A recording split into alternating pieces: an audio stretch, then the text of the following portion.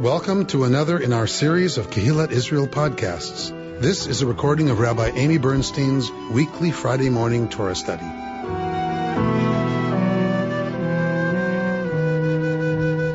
We are in Parshat Bo this morning. We are in the Parsha where we're coming to the culmination of the plague narrative.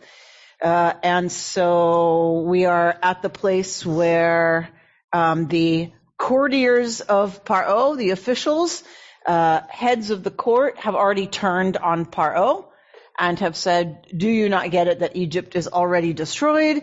Send these people out, get rid of them, fight their trouble. And so we're not exactly at the climax yet. So we're going to look at the part of the spring festival today that is about the Paschal Lamb. So it's a bit complicated. We think of it as pretty straightforward. We think of it as the Israelites took a sheep or a goat and they slaughter it at midnight after 4 days. They slaughter it after 4 days, so it's been in their possession for 4 days. They slaughter it, and then we're going to get the instructions about what they're supposed to do with it. And then the way we think about it is that this is the Paschal Lamb. What does that mean? Paschal, right? What does that even mean? The Paschal Lamb. It comes from Pesach, because the text tells us, as we'll see, that God will psach over the homes of anybody who's got the blood of that offering on their door, right? On the lintel of the door. So we're going to look very carefully at this set of instructions and at what our commentators and what scholars have made of this, because I feel like when we get to Pesach, what we tend to focus on is matzah. That's what we tend to focus on. We tend to focus on the wheat harvest. We tend to focus on the fact that if you don't have any old wheat, you don't have any starter, you don't have any sourdough, which means you're dealing with, by definition, unleavened bread. And that's where we spend a lot of our time. Even today, when we talk about the meaning of Pesach, we really focus on matzah and refraining from what makes us puffed up and what is leavened and what is extravagant and what is luxurious. Whatever the meanings we talk about generally has to do with matzah. I want to focus instead on the Pesach, on the Paschal Lamb, because it's a fascinating arrangement of temporal stuff. Aviva Zornberg talks a lot about that, and I have her here. If we have time, we'll get to her. Aviva Zornberg talks a lot about the fact that we never get narrated the events of that night.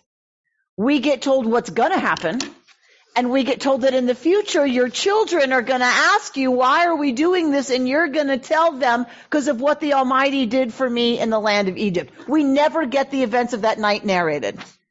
We get foreshadow about it, or, preeminent, whatever about it. And then we get what it's going to mean in memory. We never get the events of that night. That is not like Torah. We are dealing with a ritual that probably is very, very, very old. We are dealing with Israelite, pagan, original ritual that is then historified to be about the night of the Exodus from Egypt. There's lots of theories about what that is, but what I want to remind us about is this 7-day festival is the Pesach, the celebration of the Pesach, that gets put with the festival of Matzot. They are two different festivals as they originate. They are very different things. They get put together when they get historicized by early Israel, and when they get revalued from their pagan origins into the Israelite cult, it becomes about the Exodus from Egypt. And it is put with Passover, because Passover is in the spring. These are spring festivals. This is the spring lambing festival, And this is the spring celebration of the maturation of vegetation. So the maturation of sheep and lamb to where they can now reproduce, and the maturation of grain so that it's ready to be harvested. These are the two spring festivals. You have agrarian folks in Israel, and you have semi-nomadic folks. These two festivals from those two different cultures come together in early Israel to be this week-long festival of Chag HaPesach, Chag HaMatzot. Okay? So we are not going to deal with Chag HaMatzot today. We are just going to deal with Chag HaPesach. Because I decided I was into it this year. Because that's what we're doing this year. We're doing the year of what is Rabbi Amy interested in. All right. It's kind of fun. I'm liking this year. Okay. I'm loving this way to pick things. Okay. So share my screen. We are going to be in chapter 12 of the book of Exodus. Again, it's not stuff we don't know. I want us to look at it carefully, and I want us to unpack it, and I want us to really think about, A, the origins, B, what it says to us, which is what we do all the time. All right. Y'all at home, you can see the text? Yes? Okay, good. Thank you. Thank you, Mehmet. Thank you, Lee. Okay. So chapter 12 of the book of Exodus. God says to Moshe and Aaron in the land of Egypt, this month is to be for y'all the first month of the year. Dabru al Kohadat Yisrael, talk to the entire community of Israel, saying, this is what you're going to say to them. On the 10th of this month, each of them shall take a lamb to a family, a lamb to a household. But if the household is too small for a lamb, let it share one with the neighbor who dwells nearby. In proportion to the number of persons, you shall contribute for the lamb according to what each household will eat. Notice, this is a tribal culture. Early Israel is a tribal culture, organized by clans. Notice that it does not say, if the household is too small for a lamb, let it share it with its clan. What does it say? Let it share it with whom? Okay. Neighbor. Think about what that might be about. I have a question. So if the household is too Lee small. Sultan's the only one who got it. Okay. Yeah. If the household is too small for a lamb, meaning there are two people, whatever, not enough to eat the whole. So they're to share with their neighbor, correct? Right? Yeah. And why is that odd? Why doesn't it say share it with your clan? Oh, okay. It's a tribal culture. Okay. Organized by clans. If your immediate nuclear family is too small, go to your kinsmen, right? Go to your kinsfolk and go to your first cousins and your... I get it the second time. Second cousins. Yeah. Okay. So, So, your lamb, tamim, right? It should be tamim. It should be without blemish. Zachar, it's going to be male, ben shana, a year-old male. You may take it from the sheep or the goats. You shall keep watch over it until the 14th day of this month, and all the assembled congregation of the Israelites shall slaughter it at twilight. So we have, you're taking this animal, you're taking it into your possession, and you need to hang on to it for 4 days. Okay, we're going to talk a little bit about why come. They shall take some of the blood, so everyone's going to slaughter it at the same time, at twilight. They shall take some of the blood and put it on the 2 doorposts and the lintel of the house in which they are to eat it. Okay, so al shtei ha-mezuzot, right? You're going to put it on each of the 2 mezuzot of your house.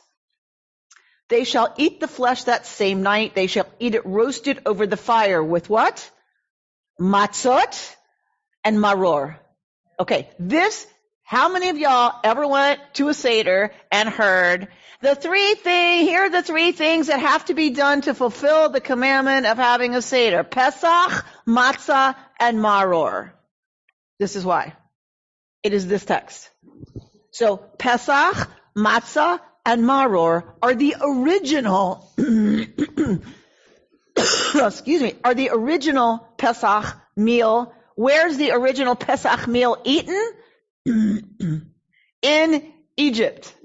Why is not lamb the traditional Passover meal in modern day? Yeah, so there's a lot of discussion about that. Part of it is probably about there shouldn't be any confusion that we do not have sacrifice anymore. That this is not Davka, the Paschal lamb, right? The sacrificial lamb that we then eat. That's part of it, that it became kind of a taboo. But it's not in all Jewish cultures that it's not a lamb. So the product of a goat is the same as the product of a sheep? Well, here it says either one can be used for that sacrifice. Boy, are they different. But for the semi-nomadic pastoralists, they had flocks of sheep and goats. Well, what's with the mezuzah? I mean, that's a kind of out of place, isn't it? Or is it just an indication that this was written by people once the mezuzah? Because you can't have a mezuzah without... Mezuzah is late in terms of how we think of mezuzah is late. What it does tell us is that is already a fixture in the home. It is not referring to an object on the doorpost. You are painting the blood on the mezuzah of the door. So mezuzah later comes to mean the object that you place so the on the mezuzah. Is the frame, really? Correct. Okay. All right. Correct. We think the practice of mezuzah is fairly old. We don't know what it was before it became Shema and those paragraphs, right, put on the door. It was a patropaic, most likely. It was a warding to keep demons from crossing the threshold, which we think actually a lot of this, think about it. As we read, I want you to think about it. That's a lot of what we think this whole business is a patropaic, right? You're gonna protect the liminal space of your home from what's happening that could get in. Okay. No, A patropaic. So just like it sounds, it is a ritual of protection, of warding. Warding of evil spirits, right? Of anything, but in general, those rituals were used not for the gunman who might come in and steal your chandelier. It was used for, right, that you would use a gun, right? You need rituals and magic, if you will, to deal with that realm. So yeah, usually it's evilly intended, malevolent spirits. When they have somebody come in. So yes, it is very much comparable to what it means for someone to want their home blessed. Right. Now, when we think about smudging, we think about, it is terrestrial human culture. So we've talked about some things that are common to all human civilizations ever known. One of them are ways to protect the home and rid the home of malevolent, stuff. Okay, so when you came in today, you just kissed the mezuzah. Why do we have these magical things if we don't believe in this stuff anymore? Okay, so let's hold that thought about what is the function of mezuzah today. Let's hold that till we're done with this. Okay. All right. So they have to eat it that night. They're going to eat it roasted, not boiled, roasted over the fire with matzah and maror. This is the original Pesach meal in Egypt. Do not eat any of it raw or cooked in any way with water, but roasted, head, legs, and entrails over the fire. Remember, this is how sacrifices are offered later, right, in the cult. You shall not leave any of it over until morning. If any of it is left until morning, you shall burn it, right? It becomes taboo. This is how you shall eat it. Your loins girded, your sandals on your feet, and your staff in your hand. You shall eat it hurriedly. It is a what? You shall eat it bechipazon. I want something better than, urgently. Aviva Zornberg translates it as in panicked haste. So chipazon implies pressure, right? This is not like just hurry.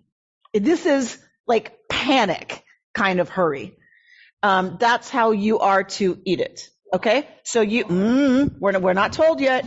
So b'chipazon pesachu l'yud he vav he. We are now being told this is a Pesach for Adonai.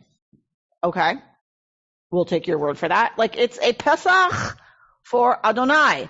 Why?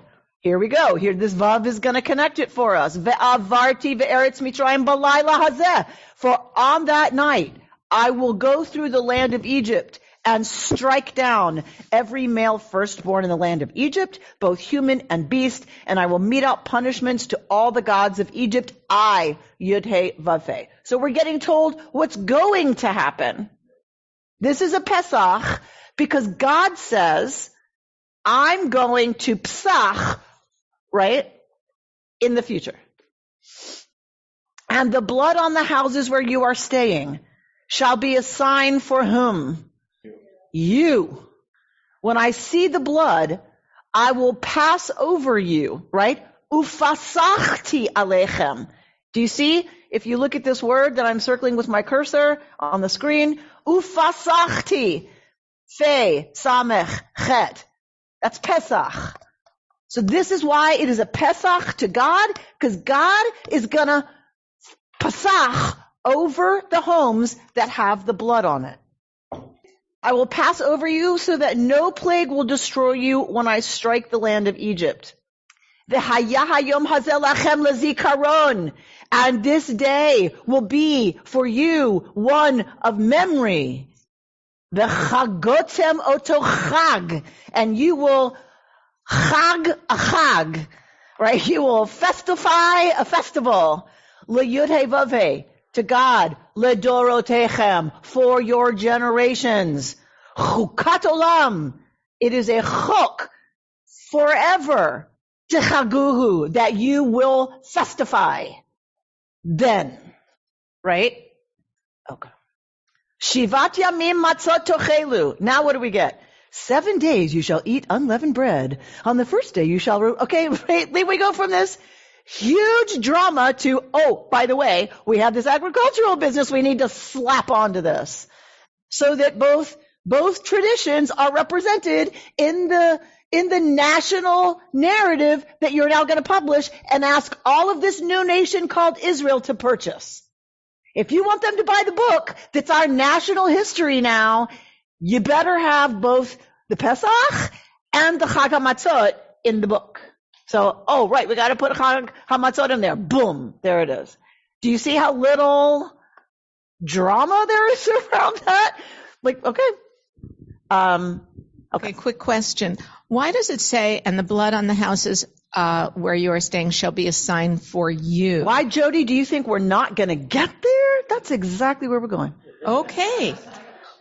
So far, we have a question about why does it say it's a sign for y'all? Who should it be a sign for, Jody? I don't know. Why? Why should it be a sign for God? Because so that he will know whose houses. Because otherwise God doesn't know where the Israelites live?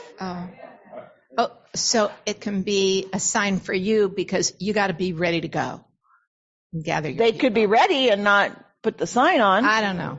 Okay, I don't know. I was thinking that it would be a sign for you that God has your back.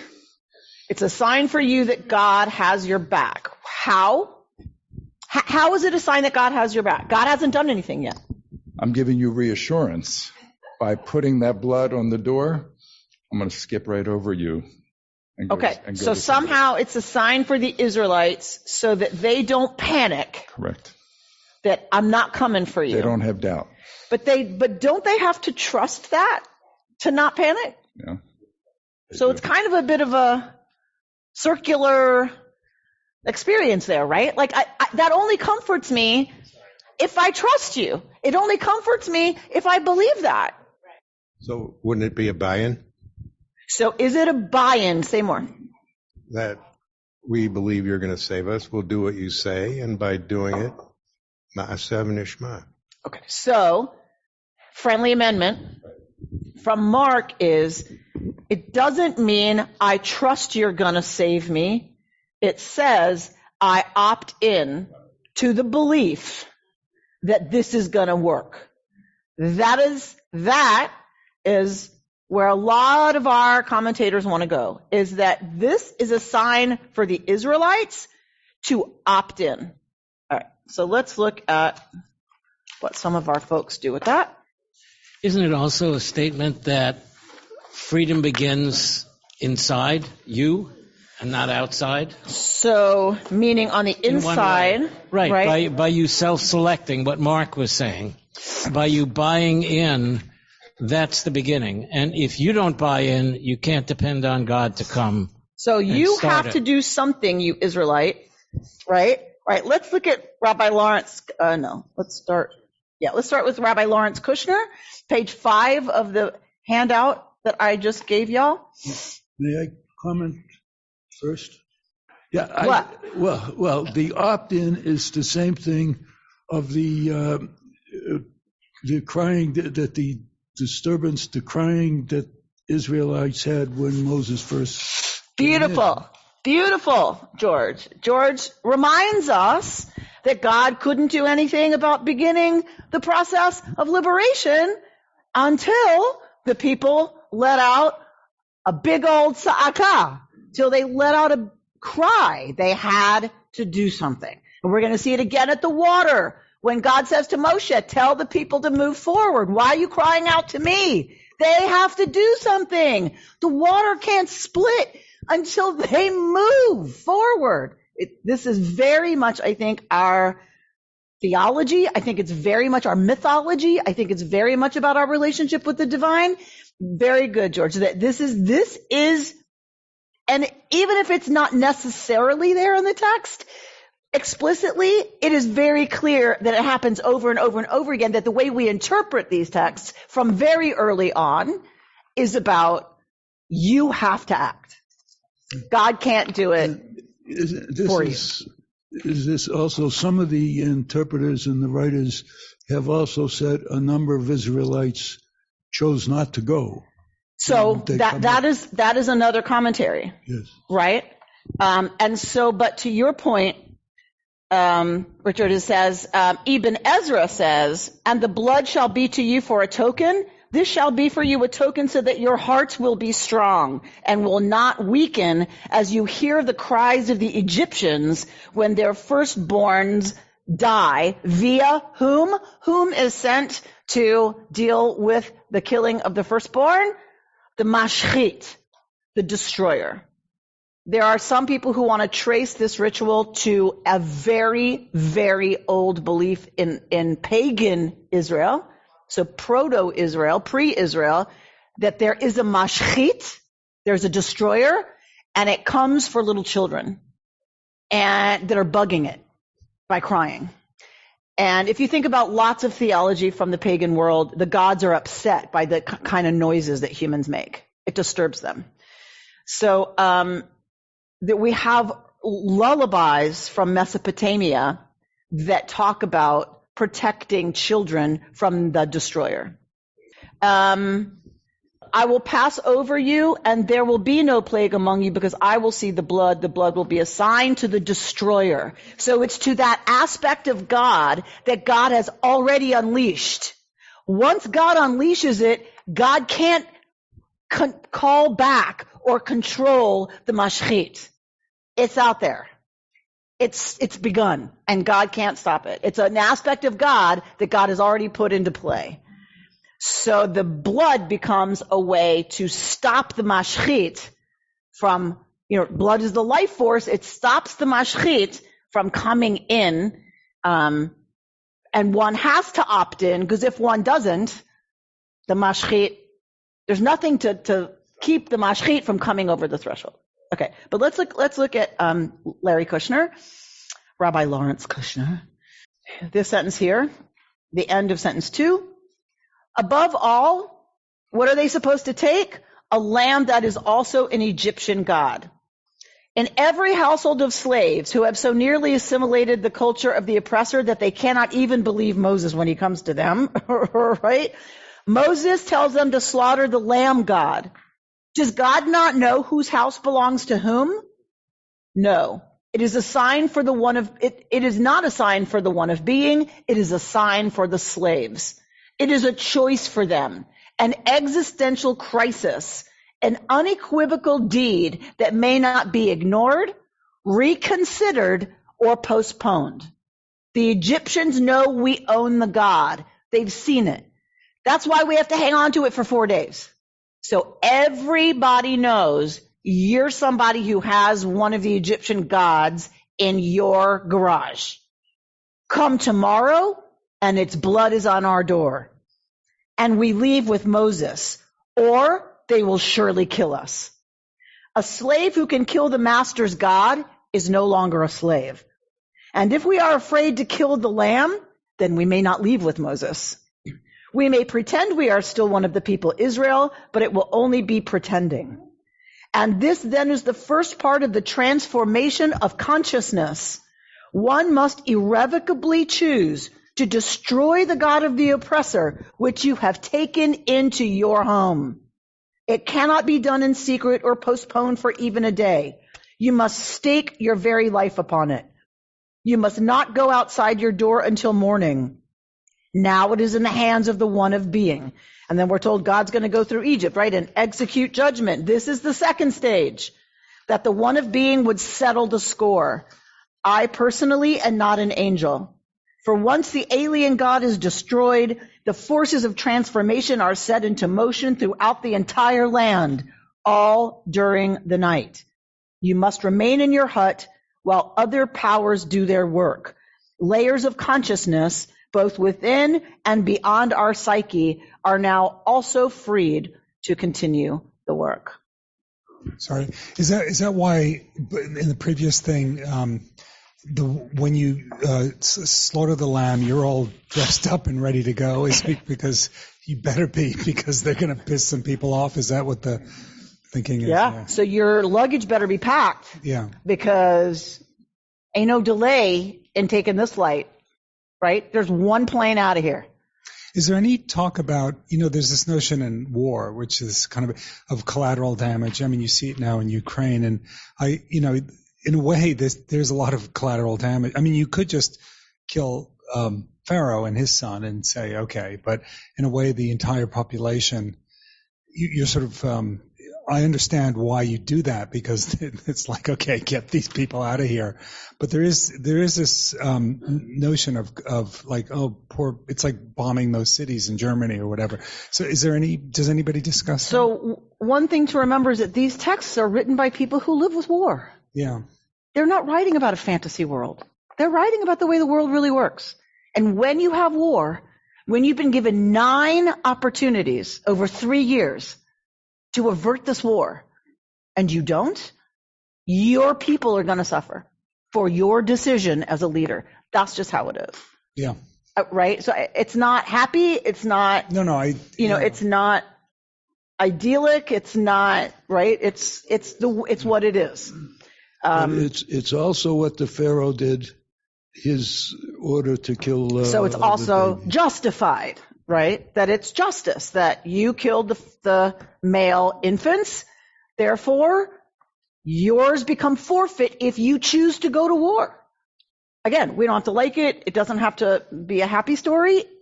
It's a story about reality, and probably a fantasy. This didn't happen.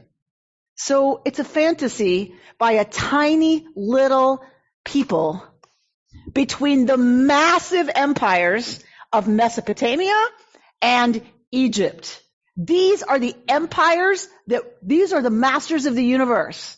And this tiny little people writes a story about their God destroying, right, Pharaoh and all this collateral damage that happens to the army of Egypt. It's a fantasy. It's also a literary device that kind of closes one era and opens up the next. the era that began, as George said, the era that began with Pharaoh saying, kill the firstborn of the Israelites, and now it's God will come and kill the firstborn of the Egyptians, and then they leave and we enter kind of like a new phase. That didn't have to be the story. No, I know. Our story is a fantasy, I think, of our God beating up and destroying, which never would happen. Israel was nothing. Israel was gum on the bottom of the Middle East shoe. Like it was nothing. So it's a fantasy of power by a people who has none. Israel was run over constantly by wars between Mesopotamia and Egypt, and anyone who wanted control of the trade routes had to take control of cities in Israel. So Israel was constantly being schmeiced. So this is a fantasy of a tiny people that never has control of its destiny, ever.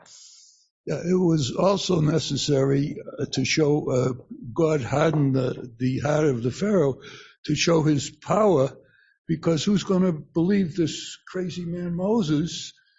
He has no army behind him or anything. So this is to each plague was to show the power, and this was the ultimate power, the army behind the potential dictator. And so remember, you're talking about a people whose fantasy, even in their fantasy, they don't have an army to beat up Egypt, right? Like even in our biggest fantasy, you thought, well, once upon a time we had the biggest chariots and we were the bosses and we, no, even in our fantasy, what was our fantasy? God was the power behind Moshe, right? This is part of the revolution of early Israel. This is the revolution of a nation who says there is one being that created all of this and controls all of this, and it is that being that we align ourselves with, and it is the most powerful force in the universe. It beat up Ra and ISIS, right? It beat up Egypt with all of their gods. All of their gods couldn't help. Not against Yud-Heh-Vav-Heh. Right? So this is the revolution of early Israel, of monotheism, like on the scene. And it's not about one. It's not about the number. It's about there is a unifying force. There's not lots of different gods that all come together to fight and sometimes fight each other, right? The revolution of monotheism is there is a unifying field, energy, whatever you want to call it, that we are aligned with. Of course, we're aligned with it and where it's chosen and all that good stuff. Of course, it's our story. Right, it's our story, so of course. But that is a revolution in the world that we often don't really give enough. It's a revolution in thinking, and it's a revolution in what unites a people. And this God stands for justice. And this God stands for equity. And this unifying field force that can beat up Pharaoh and the entire Egyptian army, the strongest army in the world, that force says you shall love the stranger as yourself. That is radical. That is revolutionary. This force that can take on any worldly force says, treat the widow and the orphan, right? Respectfully. Take care of them. Or I'm coming for you. If I hear, say the prophets, if I, God, hear their tza'akah, I'm coming for you. And the land will spit you out. It is conditional, your relationship to me. You're my chosen. You're my chosen to have a relationship that if you don't keep your end of the bargain, you're out. And I'll come for you. This is the birth of the idea of God who demands justice and protecting the vulnerable. That is not how it was in the ancient world. This is revolutionary. The force that can take on any worldly army, can destroy kings, can lay waste to the richest, most powerful empires. This God is fighting for you as long as you fight for them. That is revolutionary in the ancient world. All right, we have Barbara and Dana. Barbara? Yes, I just have a question. If this is a story that was written as a hope, dream, fantasy of this small little people. Wait, say a fantasy. Say You again. said that this story was written as a fantasy to, from a downtrodden, tiny little scrap of humanity. Right. Then how, and I'm not arguing that it isn't a story. I'm just trying to put it together. You can, but good luck with that. How then did it serve the people of the time to leave? And I guess what I'm trying to say is what's true, what's not true. I know this can't be true, but if it's a fantasy and it's the story contemporaneously told at the time that these people are slaves, how does it empower them and how does it move them forward if nothing happened? Okay, first of all, by saying how does it move them forward, you're suggesting there were slaves in Egypt who went forth. Well, I guess that's the thing I don't have. Right. So, right. Right. So what is it? It's an origin tale. This is how our nation began. We didn't begin here in Israel. As a nation, our ancestors were here. As a nation, we were formed in oppression, in slavery. And we were redeemed from slavery by Yud-Heh Vav-Heh, who took us out with a mighty hand and an outstretched arm. Right? And the story doesn't stop there. Then we have Sinai, right? Like the whole point of liberation is Sinai. The whole point of us being redeemed from slavery is so y'all can be a model people. That's our own story about ourselves, about who we are and how we came to be. It's a little crazy. Now, to the historicity question, most likely, we know there was a group in Egypt of Semites. We know whenever there was famine in Canaan, they came down to Goshen and worked as migrant workers because there was no grain in a place called Israel that depended on rain for irrigation. Egypt depended on the Nile for irrigation. So first of all, our God has to beat up the God that is the Nile. That's number one.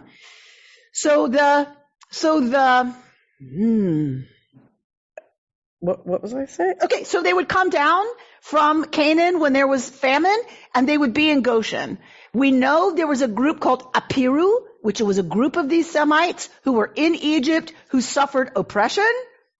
Possibly what happens is a group of them get out. A group of them follow a leader, possibly a monotheist, renegade prince, and they leave, and they have an experience that is transformative for them in the desert, right? This is where we get Midian. This is where we get Moshe encountering God in the desert. Possibly they are exposed to a desert people. They have an experience in the desert. Something happens. When this group pushes into ancient Israel, they begin to take power in different places.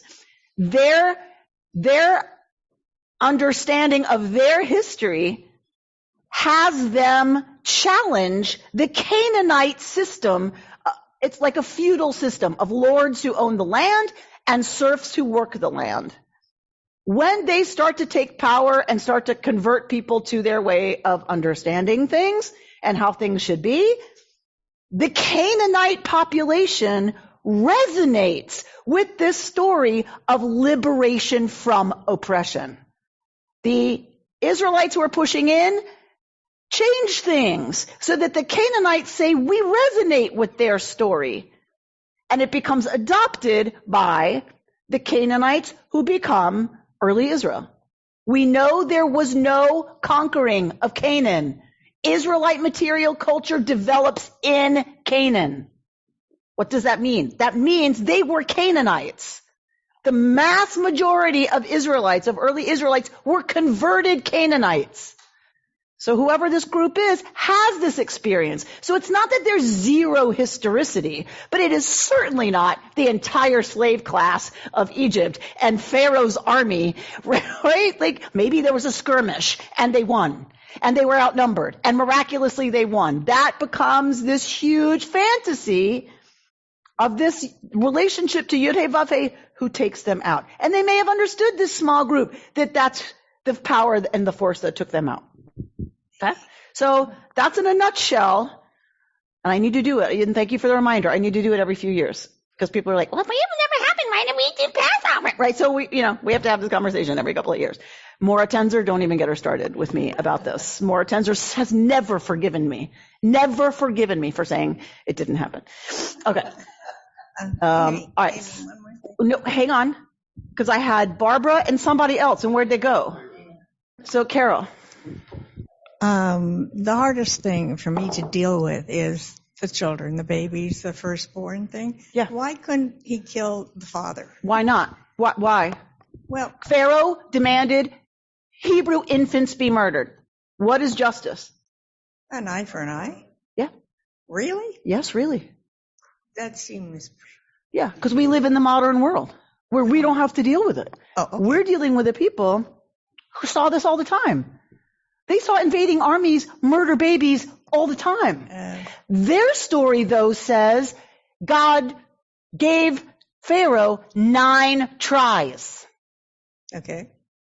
And then after 9 plagues, almost 3 years, Pharaoh won't relent. And so the coup de grace. Yeah, that is. Again, we don't have to like this. I'm not suggesting the Israelites liked it. I think they're talking about reality. They're talking about war. They've seen it, and they don't want it, right? Their understanding is they're in relationship with a God who will make sure they are not victims of war, as long as otherwise, we get told in graphic detail in Deuteronomy what's going to happen if we don't keep these laws, right? We get told very clearly how brutal it's going to be. The war, the invaders, who will be successful. Because this is the world they lived in. All right, I do. Dave? I wanted to add a postscript to the it didn't happen. It may not have happened, but it has existed and been developed as the story of our people. And that we know has happened. Correct. So Mark, it's not, when we say fantasy, it sounds like, oh, it's just made up and it has no relevance. But it does. Well, okay, I don't want to get too, Right, okay. I don't want to oversell, but is myth true? I'm going to suggest absolutely myth is true. It's the way we talk about the deepest truths we know is myth.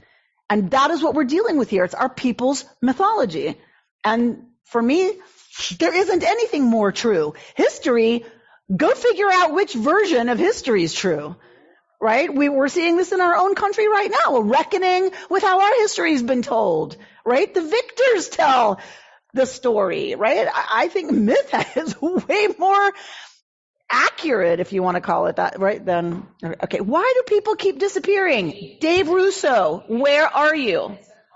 Amy, I'm here, and I just sent a chat, which really. Well, say it out loud. I can't read the chat. Yeah, why don't you take what I said was, does this make sense if we understand that the quote story was written hundreds of years later by people who felt the need to develop a structure of belief in that you need a God to conquer the Egyptians as the slaves were powerless? Yes. Right. I think that's a shorter way of saying what I said in a very long way, which is very much later when they're creating their own, when they're telling their children about how they became a people, this becomes their collective association with the force that created them. That force liberated them from oppression in a foreign country, the one right down there, south of us, right? And that we shouldn't go to a lot because terrible things happen down there. That country down there, the really big one that thinks it's so amazing, right? Our God beat up that God and their army and everything else and took us out and gave us Torah in order to create this country based in Torah. And if we screw that up, we are forfeiting safety and we're forfeiting this land. That was their understanding.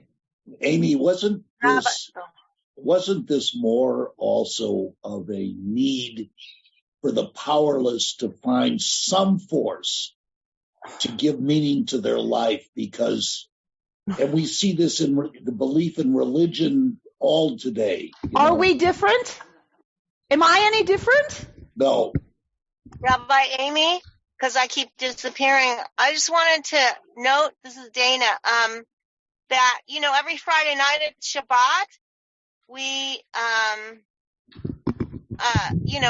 say a prayer for the angel of death, so the angel of death doesn't come to our Shabbat table, right, or something. It made me think of our tradition that we do this thing on the doorpost for our freedom, to let God know, right? Now, in today's world, we're still doing something on Friday night. Isn't there one of the blessings that we do? No, we do not talk about the angel of death on Friday night. No, we do not. What is it that we're... Dana, I think it's a great idea, because these days, I'm not sure we don't need a prayer to keep, malevolent forces outside and not inside. But no, on Friday night, we do not have that. There's no understanding that the angel of death is coming for us. What we do have is Kiddush that tells us, Zecher li'etziat Mitzrayim. We do this in commemoration, right, of the going out from Egypt. That we do. But if you come up with what the angel of death stuff is, I'm... No. Well, okay. I'll try. I thought there was a little tradition that you hope that, bad luck doesn't come to you or something on Friday night. There is a tradition that you come home from shul, the men, and there's a good angel and a bad angel sitting on your shoulder, and they're each riding, and as you come into the house, each one gets to say, so may it be next week. Okay. If your house is ready for Shabbos and everything is beautiful, the good angel gets to say, so may it be next week, and it's true. And then if it's not, and everybody's fighting, and the kids are filthy, and whatever, then the other angel gets to say, so may it be next week. I mean, that's as close as I can get to, to a malevolent... Yeah, that's what I was thinking of. Sorry. Okay. Well, good. I'm glad we got to the bottom of that. Just one fast comment on history. I was in Cairo in 1975 and went to the light and sound show on the pyramids and the Sphinx. And they said the loyal servants, when the Nile was flooded, they came up to the higher ground and built the pyramids. So with my heart, I mentioned that there's some stories about the slaves built the pyramids. Their answer was Egypt never had slaves. So, which is clearly everyone had slaves at some point. So it depends to whom you talk to get the history. Well, ask our ancestors about slavery in this country. Right. It was divinely sanctioned. Yeah. No problem. Just look at the Bible. It's right there. White people are, superior and meant to own black people. Duh. Mark?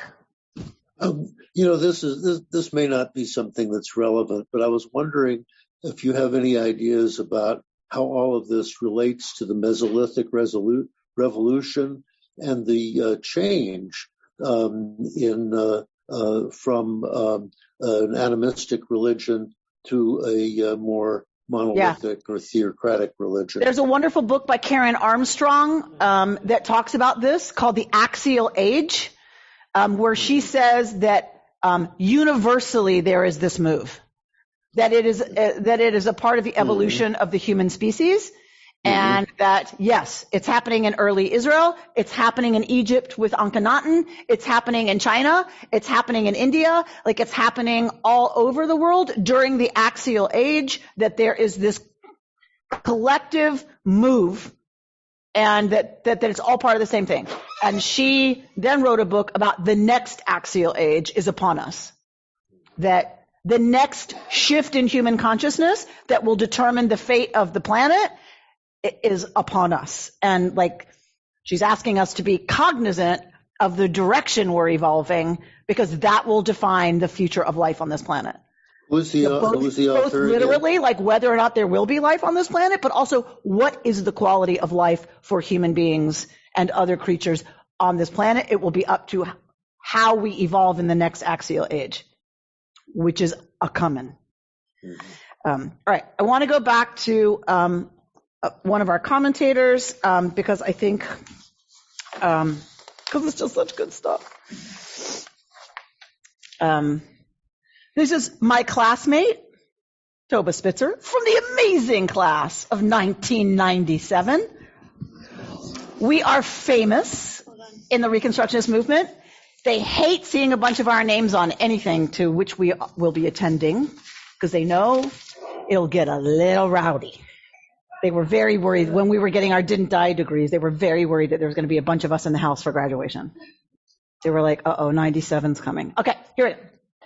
Up to this point in the Exodus story, the Israelites have been essentially passive characters in the unfolding drama of their redemption. Marking their doors with lamb's blood is the first thing that the people of Israel are asked to do for themselves. This act thus becomes their first step towards freedom. Someone here said that, so I wanted to lift this up. Rashi notes in verse 13 that verse 13 says the blood will be a sign for you. That is a sign for the Israelites, not for God. But why did the Israelites need this sign? In order to take a step towards becoming a free people, the Israelites had to mark themselves. An essential first step on any journey towards liberation is a willingness to identify oneself, to step up, to speak out, to mark oneself simultaneously as oppressed and as ready to break the bonds of oppression. By painting their doorways, the Israelites were both claiming their identity and at the same time making public their rebellion. They willingly risked the possibility that nothing would happen that fateful night, that their Egyptian oppressors might not be killed, and would rise the next morning to see the signs of a slave revolt with the doors of each participant blatantly marked. They marked themselves as slaves, and they marked themselves as free. This is the challenge that our ancestors leave for us. We may no longer be slaves, but the world is far from redeemed, and these questions still echo for us. What are the steps that we need to take on our own journey of liberation? How do we mark ourselves as both oppressed and free? What is the risk that we each are willing to take to signal the beginning of new possibilities?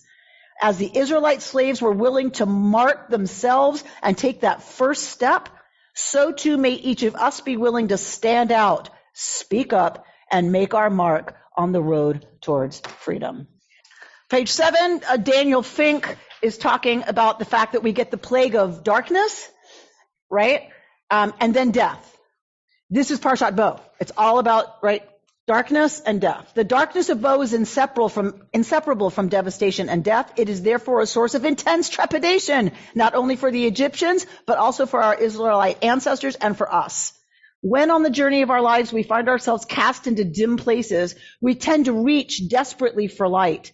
The descent of darkness shatters our illusions of control and reminds us of our own mortality. Yet, Parshat Bo reminds us that darkness is also the incubator of hope. I needed this one this year. The place where redemption is born. In Egypt, the Jewish people become a nation. We are conceived in the darkness of bondage and delivered in the middle of God's eternal night of vigil.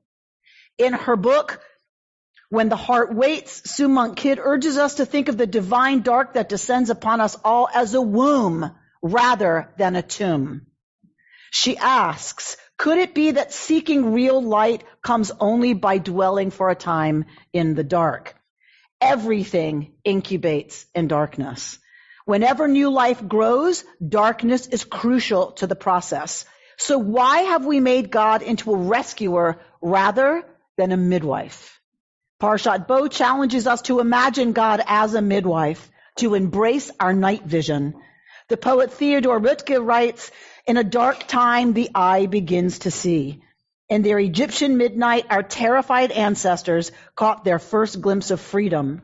In our own midnights, we too begin to see, but only if we find the faith to hold our ground despite our fear, to wait patiently in the shadows rather than running prematurely for the lights.